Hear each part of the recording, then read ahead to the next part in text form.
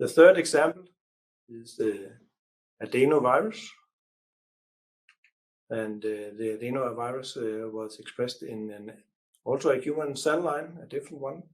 And the client already had ELISA assay on this cell line, but they measure inconsistent amount of the HCPs in different batches, typically between 10 nanogram per ml and 100 nanogram per ml.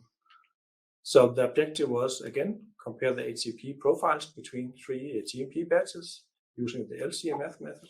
Are any difference between the batches?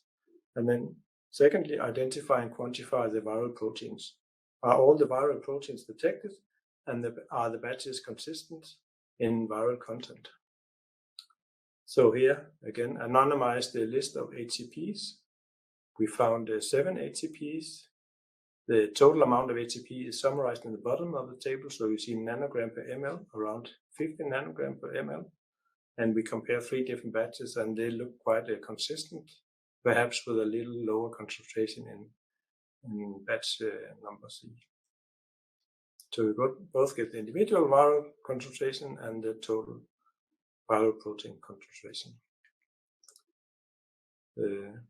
Here we look at the viral proteins. So you can see we identified about 14 different viral proteins from the adenovirus. And we get amounts on each of them, and again, the total amount.